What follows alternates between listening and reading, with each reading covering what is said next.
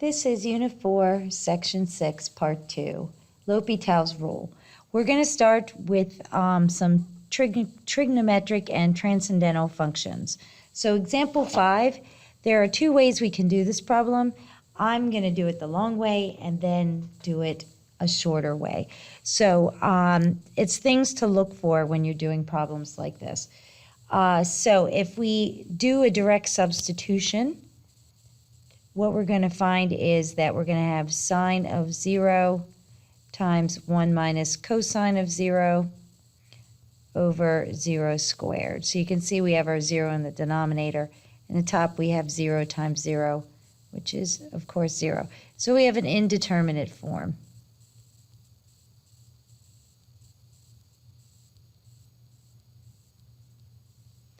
All right, so using L'Hopital's rule,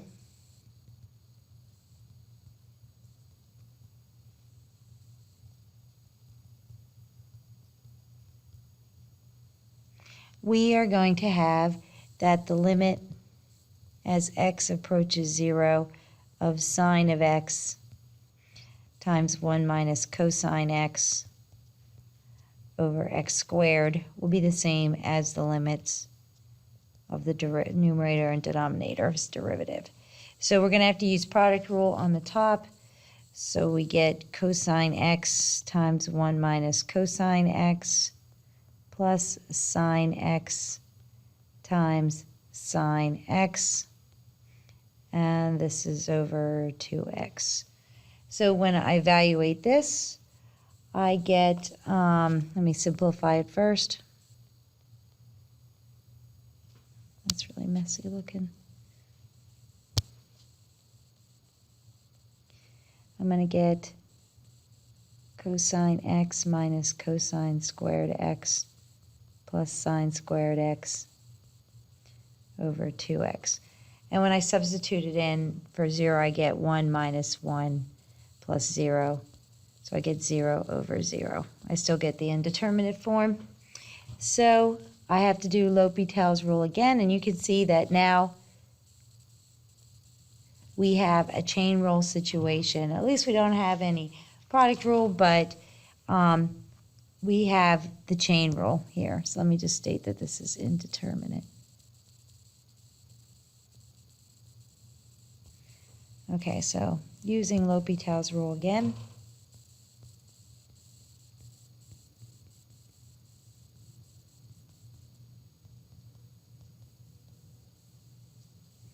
We're now going to have that the limit as x approaches 0 of cosine x minus cosine squared x plus sine squared x over 2x becomes the limit of their derivatives.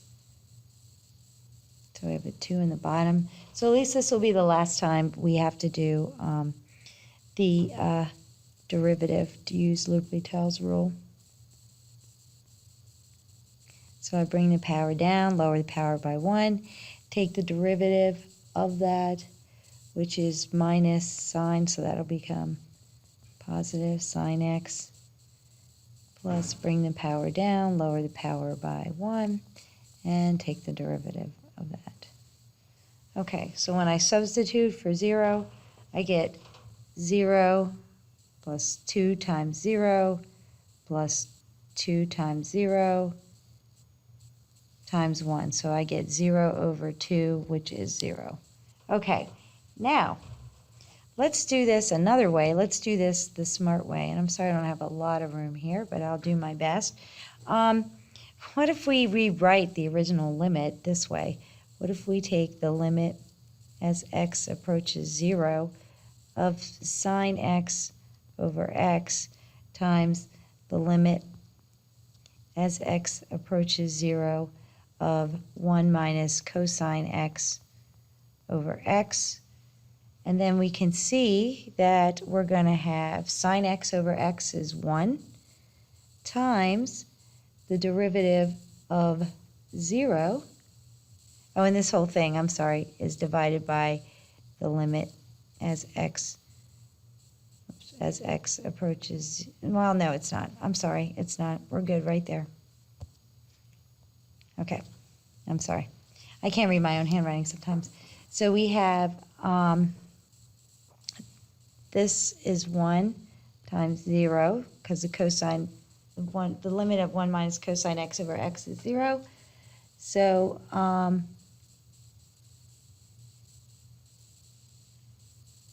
we get that we have 0. Look at that. No L'Hopital's rule for that one. We don't need it at all.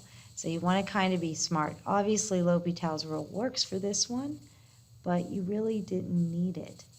So you want to remember some of those forms that we learned at the beginning of the year. Okay, number 6. So now let's do our direct substitution. And when we do that, we're going to have ln of 1 minus 1 plus 1. So we get that in the numerator, and we get e to the 1 minus e. So we get an indeterminate form, because we'll have 0 minus 1 plus 1 over 0. So we get 0 over 0. So we have indeterminate form.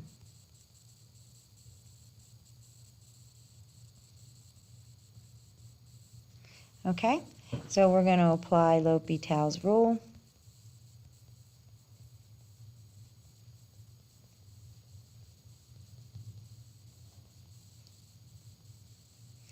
We're going to have then that the limit as x approaches 1 of ln of x minus x plus 1 over e to the x minus e is going to be the limit as x approaches 1. So the derivative of the numerator is going to be 1 over x minus 1. And the derivative of the denominator is going to be e to the x. So now when I substitute, I get 1 over 1 minus 1 over e. So I get 0 over e, which is 0. No, this isn't e. It's e to the 0. I'm sorry. So this is going to be 1, but still it's 0. Okay. All right, next.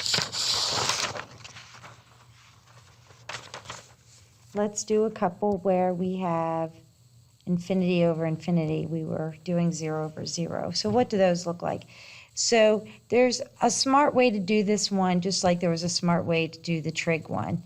And so let's look at that. I'm not even going to do L'Hopital's rule for this. I'll do it for the next one where we have to use it. So a lot of the ones that are infinity over infinity, you can probably reason them out like we did in chapter 1. So if you look at this, you're really looking at end behavior. Instead of substituting that in, let's be a little smart about this. We don't even have to do L'Hopital's rule. Although we could, we'll have to do it twice though, because when we take the derivative, we have two quadratics. We'll get a linear over a linear, which will give us infinity over infinity. And then we'll have a constant over a constant. But if you think about it, if you take the limit as you approach very large x's, you're really talking about the end behavior. So what does that mean for a rational function? That means we're talking about a horizontal asymptote.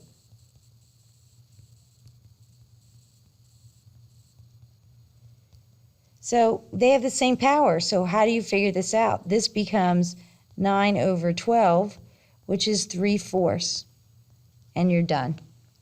So you don't have to go to all the trouble of doing L'Hopital's rule. So you want to be careful about that. Okay, number 8. Now here we are going to have to do L'Hopital's rule for this one. So, and I am going to show you when we're done that it is possible that you're not going to have it. So we're going to square infinity, and we're going to have e to the 2 infinity, 2 times infinity. So we're going to have infinity over infinity. So this is definitely our indeterminate form.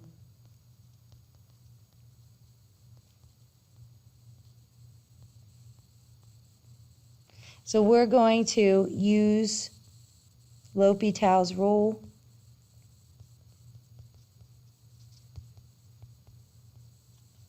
And when we do that, we're going to take the derivative of the numerator and the denominator. So we get 8x minus 3 on the top.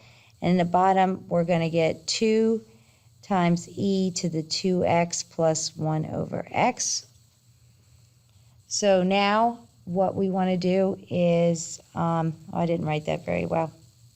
I forgot to write it in the form that the test wants it. So we have to show that the limit as x approaches infinity of 4x squared minus 3x plus 2 over e to the 2x plus ln of x is equal to the limit of the derivatives of the numerator and the denominator. They definitely want to see that. Okay, so now when I substitute, I'm still going to have infinity on the top because of that term, and I still have this exponential growth, so I still have infinity. So I still have the indeterminate form.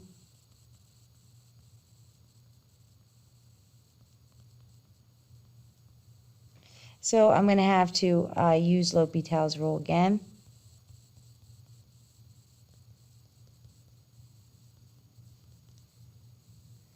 So my new derivative,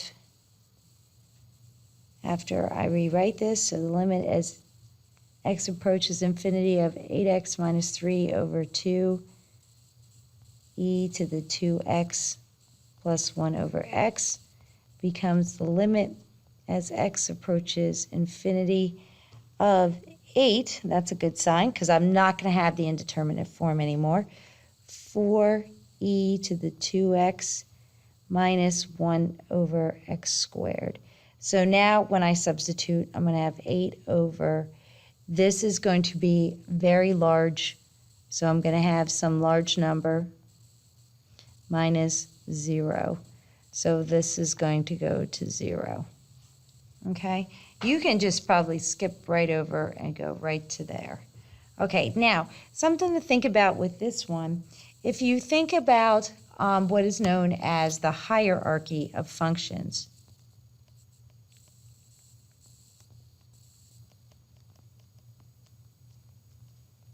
it has to do with how quickly they grow or decay. Now, if you think about the way the first function is, the 4x squared is going to grow like that. Okay, it's going to be a little steep. Let me make it a little steeper. So it's going to grow like that. But e to the 2x is going to grow like that. So this is always going to be greater than the 4x squared. So e to the 2x, and you can use this as a rationale for finding the answer. So e to the 2x is greater than 4x squared. So the limit is always going to approach 0. Having trouble with my pen here. The limit is going to approach 0 on that grounds, because you're going to have a smaller growing function over a larger growing function. So it's going to go to 0. So you can, that's kind of the way we did it in chapter 1. And that still works. You don't feel you have to use L'Hopital's rule. Okay, so I'm going to stop here, and then I'm going to finish up with some AP style applications of L'Hopital's rule.